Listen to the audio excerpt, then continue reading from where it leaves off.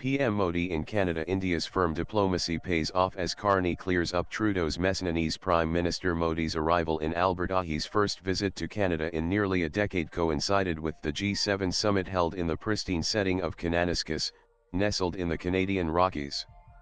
While a rattled group of Khalistani protesters tried to make noise, they ultimately failed to overshadow the real story: a significant diplomatic shift between New Delhi and Ottawa. Canadian Prime Minister Mark Carney's warm reception of Modi was more than ceremonial. It was a signal that Canada is turning a page. Notably, Carney acknowledged transnational repression, a term often used in Canadian parlance around the Hardeep Singh Nijjar killing. But crucially, he also mentioned terrorism in the same breath, recognizing India's consistent concerns about Khalistani extremists operating out of Canada. While answering a question about the Nijjar case, Carney treaded cautiously, saying that a judicial process was underway and he needed to be careful of making further comments. This marks a dramatic shift from the Trudeau era, where extreme and theatrical rhetoric was deployed for narrow publicity and political gains. A major sign of progress was the agreement between the two leaders to designate new high commissioners with a view to returning to regular services to cities and businesses in both countries. This is a restoration of diplomatic ties that had been downgraded during Trudeau's spat with India, when embassies in Ottawa and New Delhi had slashed staff in escalated tit-for-tat measures. In fact, ahead of the meeting, the two countries made a pact on intelligence sharing on terrorism and crime, directly addressing India's concerns. Under this, the law enforcement agencies on both sides would cooperate with each other. For Canada, this can be sold as cooperation in the Nijjar case, but for India, this means cooperation on countless terror and crime cases involving Khalistanis and other criminals, not to mention a road to their extradition. This moment marks the success of Modi's steady, firm, and patient diplomacy. India has remained consistent in its stance on terrorism, extremism, and criminal syndicates, and never wavered even when faced with Trudeau's political theatrics and international mudslinging. Modi's maturity and firmness have paid off. He refused to dignify Trudeau's provocations, and instead let facts and India's red lines speak for themselves. Modi's last visit to Canada was in 2015, when Stephen Harper was Prime Minister. Harper had recognized the threat posed by Khalistani terrorism and chose to push trade and strategic cooperation with India. It was Harper's government that reversed Canada's position on India's nuclear program, clearing the way for Canadian uranium exports to India and doubling bilateral trade to $4 billion. But everything changed when Trudeau came to power. Under him, Canada slowly became a haven for Khalistani extremists.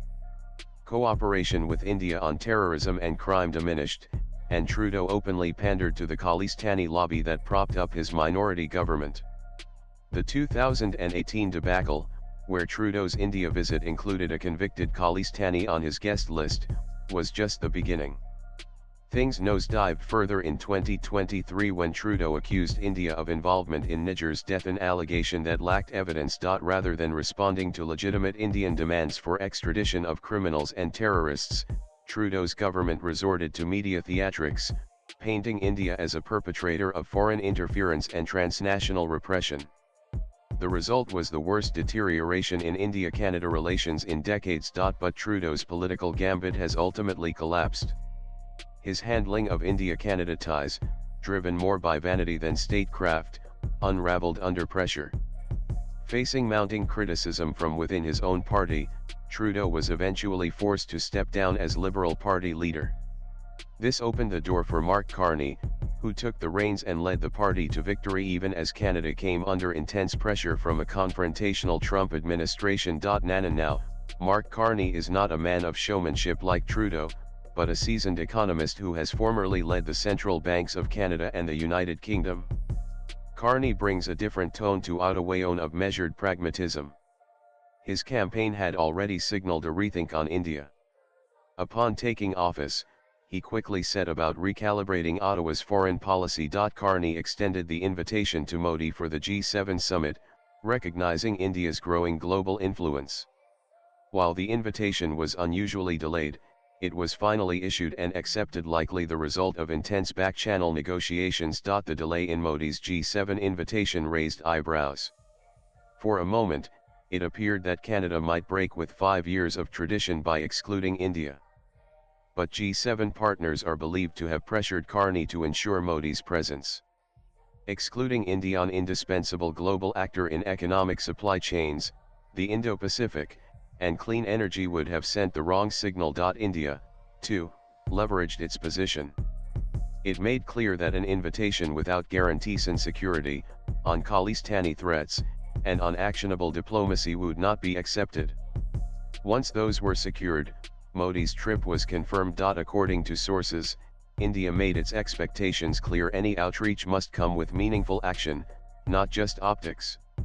The outcome: a breakthrough agreement on intelligence sharing related to terrorism, crime, and extremist activity. This deal is perhaps the most substantial move yet, clearly reflecting Canada's acknowledgement of India's concerns. The Khalistani lobby is reeling. Their worst nightmare, a coordinated crackdown on their finances, networks, and protection, has begun to unfold. Carney, for his part, managed to walk a fine line, avoiding further escalation, managing media criticism, and showing the maturity that his predecessor lacked. In fact, Carney has been sending all the right signals and making all the right moves in his bid to normalize relations with India. First signs were when he stressed on economic ties with India even before his election. Then he began to clean house. He acted swiftly to distance his government from Khalistani sympathizers. Jagmeet Singh, the loudest voice of Khalistani politics in Canada, lost his seat. His party, the NDP, suffered a historic defeat, losing its official status. With this, the Khalistani lobby in Parliament lost critical leverage. Instead of dancing to the tunes of this lot, Carney's appointment of 4 Indian origin ministers, none aligned with Khalistani politics. This was the second major signal. Anita Anand, who has never aligned with Khalistanis, was appointed as foreign minister.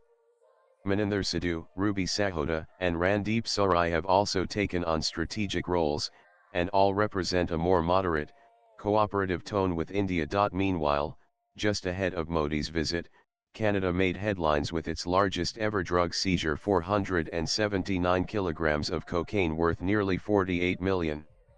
The operation uncovered ties between the arrested Indian origin individuals and both Mexican cartels and US-based distributors. Investigators found that the drug money was being funneled into anti-India activities, including funding for Khalistani protests, referendums, and weapons procurement. Intelligence sources indicated ISI backing in this operation, with drugs trafficked to finance extremist groups in Canada. This bust not only vindicated India's repeated alarms but also pushed Canadian law enforcement to act decisively. Nanan Modi and Carney's handshake at Kananaskis was more than symbolic. It marked a potential turning point.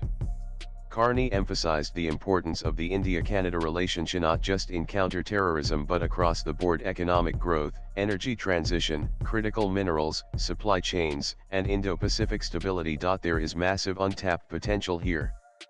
Current trade stands at just $8.6 billion, a fraction of what it could be. With Trump's tariffs on Canadian exports, and his casual calls for Canada's annexation, India presents a crucial opportunity for diversification. Canada's mineral-rich economy complements India's manufacturing needs, particularly in rare earths, uranium, and clean energy inputs. In fact, with nuclear energy demand going up in India, a strategic uranium supply from Canada could make ties more resilient. There is also a rich people-to-people link: hundreds of thousands of Indian students and immigrants in Canada, most of whom reject Khalistani extremism and yearn for better bilateral relations. If all goes well, talks for a free trade agreement, which were cancelled amid Trudeau's diplomatic clash with India, can be revived to explore the trade potential of this relationship. India has just signed a massive trade deal with the UK, and Carney would be inclined to follow suit in due course. But challenges remain. Trudeau's legacy still casts a long shadow. Canadian intelligence agencies, such as CSIS, continue to group India alongside adversaries like China and Russia under the broad banner of foreign interference, a narrative that Khalistani groups are only too happy to exploit. Jagmeet Singh, though politically diminished, still claims Indian agents were spying on him, and sections of the media are eager to amplify such claims. For the reset to hold, Canada must deliver on its commitments, clamp down on extremists, walk back anti-India propaganda, and avoid pandering to fringe lobbies. For India, cautious optimism must remain the mantra. The trust deficit won't disappear overnight, but this time, there is a reason to believe. India-Canada relations had hit rock bottom. India's stern, no-nonsense diplomacy has ensured that Canada woke up to its red lines. With patience and grace, Modi strategically left room for Carney to make amends, and the new Canadian leadership ultimately did so the first chance it got. Now, both sides are speaking a common language: security, mutual respect, and economic partnership. Swipe left for next video. The G7 summit in Canada may well be remembered not just for its multilateral agenda, but for marking the moment when two democracies, once adrift, found a reason to reconnect and reconcile. The Khalistani veto on India-Canada relations is dead. It only remains to be seen if Canada can live up to its promises. Latest blogs.